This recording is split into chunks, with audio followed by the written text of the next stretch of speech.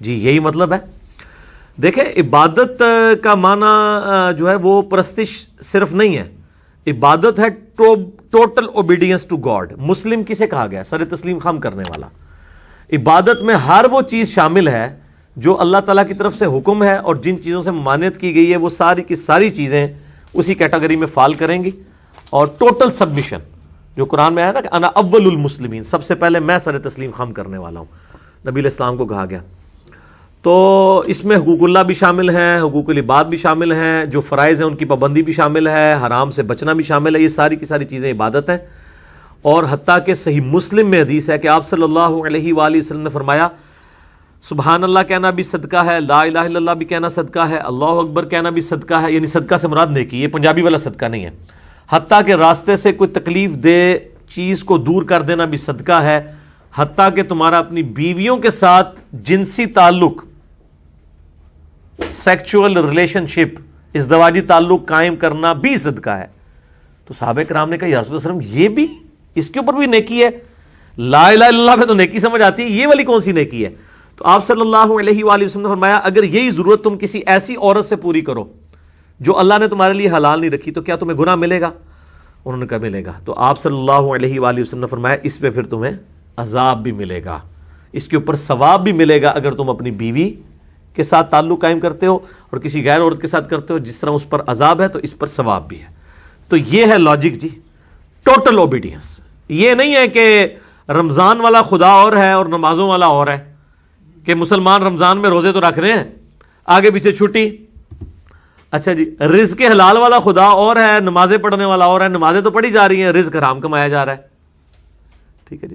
تہجد والا خدا اور ہے, اور رشتہ داروں کی جو وراثت کے معاملے میں سخت احکامات دینے والا خدا کوئی اور ہے, کہ آپ نے یتیم بچوں کا مال ناحق ہڑپ کر لیا ہے, اور سورہ نساء کے اندر آیت ہے کہ جو لوگ ناحق کسی کا مال دباتے ہیں وہ دوزخ کی آگ اپنے پیٹوں میں بھر رہے ہیں. تو جب خدا کو ماننا ہے تو ٹوٹل اوبیڈینس, یہ ٹوٹل پیکیج ہے. وہ جو بولین الجبرے میں کہا جاتا ہے نا 0-1, آن یا آف, یا آپ نے لینا ہے یا نہیں لینا ہے. یہ آدھا تیتر آدھا بٹیر نہیں اللہ کو چاہیے اس قسم. اسی کو قرآن میں سورہ حج میں کہا گیا بعض لوگ ایسے ہیں جو دین پہ کنارے کنارے چلنے کی کوشش کرتے ہیں کہ میٹھا میٹھا ہاف ہاف تے کوڑا کوڑا تھو تھو. اس لیے آپ دیکھ لیں کتنے وائزین ہیں, وہ کبھی بھی پبلک میں آ کے ایسی بات نہیں کرتے کہ جو پبلک اس کی وجہ سے مجمع چھٹ جائیں. ان کے سارے مجمع چھٹ جائیں, جو اتنے ہزاروں لوگ انہوں نے اپنے سال لگائے نا, اگر لوگوں کو سچائی والی بات بتا دیں نا, اچھا وہ پوری زندگی کہتے ہیں نہیں پہلے لوگوں کو ہم قریب تو کریں نا پھر بتا دیں گے ان کو کہ آپ یار 60 سال ہو گئے ہیں واز کرتے ہوئے, بوڑھے ہو گئے ہیں, آپ نے کب مرنے سے 1 سیکنڈ پہلے لوگوں کو صحیح بات بتانی ہے؟ پوری زندگی جھوٹی سناندے رہے ہو, گپ شپ سناندے رہے ہو, جھوٹے واقعات, وہ کب آئے گا وہ وقت؟ یہ نبیوں کی دعوت نہیں ہے. نبیوں کی دعوت یہ ہے کہ پہلے دن سے اسٹریٹ فارورڈ, اور کسی نے لینا ہے لے, نہیں لینا تو جائے.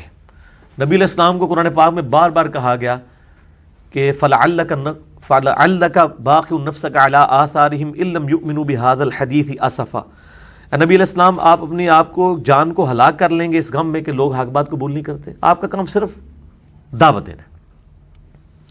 اسی طریقے سے طٰہَ مَا أَنزَلْنَا عَلَيْكَ الْقُرْآنَ لِتَشْقَىٰ إِلَّا تَذْكِرَةً لِمَن يَخْشَىٰ. ہم نے قرآن اس لیے نازل نہیں کیا کہ آپ مشقت میں پڑ جائیں کہ لوگ ایمان نہیں لا رہے, میں اتنی کوشش بھی کرتا ہوں, آپ کو مشقت میں نہیں ڈالا ہم نے. ٹھیک ہے, یہ صرف اس کے لیے نصیحت ہے جو نصیحت قبول کرنا چاہے. فذکر بالقرآن من یخاف وعید, قرآن سے آپ اس کو واز کریں جو اللہ کی دھمکی سے ڈرتا ہے, اور جو نہیں ڈرتا اللہ تعالیٰ ماتا اس کو چھوڑ دو. فذکر ان نفعت الذکر, اے نبی علیہ السلام نصیحت کریں اس کو جس کو نصیحت کرنے کا فائدہ ہو. سیذکر من یخشی, نصیحت اس کو کریں جو ڈر جائے. ویتجنبها الاشقی, اور اس کو تو چھوڑ دیں جو بدبختی کی آخری انتہا کو پہنچ چکا ہے کہ آپ کی بات ماننے کے لیے تیار نہیں. وَيَتَجَنَّبُهُ الْأَشْقَى الَّذِي يَصْلَى النَّارَ الْكُبْرَى, ایسے شخص کا علاج یہ ہے کہ اس کو ہم آگ پہ تلیں گے, بڑی آگ پہ. ثُمَّ لَا يَمُوتُ فِيهَا وَلَا يَحْيَا, وہاں پہ پھر نہ وہ زندوں میں ہوگا نہ مردوں. بھئی قرآن تو میں بتا رہا ہوں کہ ننگی تلوار ہے. قرآن تو کہتا ہے مانتے ہو مانو, نہیں مانتے ہو تو وہ دوزخ میں جا رہے ہو. یہ بات اگر آپ عوام سے کریں وہ کہتے ہیں بڑی سخت باتیں. وہ اس لیے کہ عقل نہ ہوئے تھے موجیں ہی موجاں, قرآن پڑھا کوئی نہیں ہوا, ان کو پتہ ہی نہیں ہے کہ قرآن میں جو اللہ نے اپنا تعارف کروایا ہے. میں آپ کو اپنا پرسنل ایکسپیرینس بتاتا ہوں. میری جب 2005 میں شادی ہوئی تو انہی دنوں میں ایک ہمارے گھر کے پاس ایک مدرسہ تھا, تو اس مدرسے میں یعنی یعنی شادی کے بھی 2-3 سال کے بعد کی بات ہے، مدرسے کے اندر، یہ غالباً 2008 کے 9 کی بات ہے، شادی کے 4 سال کے بعد، تو وہ رمضان شریف میں پورا دورہ قرآن کراتے تھے، تو صبح کے وقت تو میں نے اپنی وہ عورتوں کو، ایک معلمہ تھیں وہ ڈاکٹر فرحت ہاشمی کی کلاس فیلو بھی ہیں، تو میں نے اپنی وائف کو کہا کہ ٹھیک ہے بچے پیچھے سنبھالوں گا، تم صبح چلی جایا کرو، تو وہ صبح 8 سے تو تقریباً 12 بجے تک نا وہاں پہ قرآن پاک اس نے کور کیا پورا، یعنی تقریباً 25-26 روزوں میں پورا قرآن انہیں مکمل کرا دیا، صرف ترجمہ۔ تو میں نے اس کو کہا کہ قرآن پڑھ کے تم نے کیا سیکھا ہے؟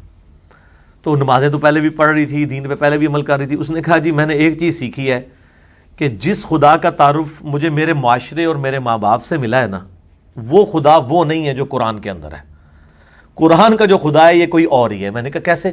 اس نے کہا ہمیں تو بتایا گیا کہ بھئی کوئی اللہ ایک بوڑھی نانی اماں ہے، اس نے یہ شغل میلہ لگایا ہوا ہے، اینڈ پہ سب کچھ چھوڑ دے گا، جبکہ قرآن تو دھمکی سے سٹارٹ ہوتا ہے، دھمکی کے اوپر ختم ہوتا ہے، اور اس میں کلیئر کٹ کہتا ہے کہ مانو گے تو ٹھیک، نہیں تو ایسی کی تیسی پھیر دوں گا۔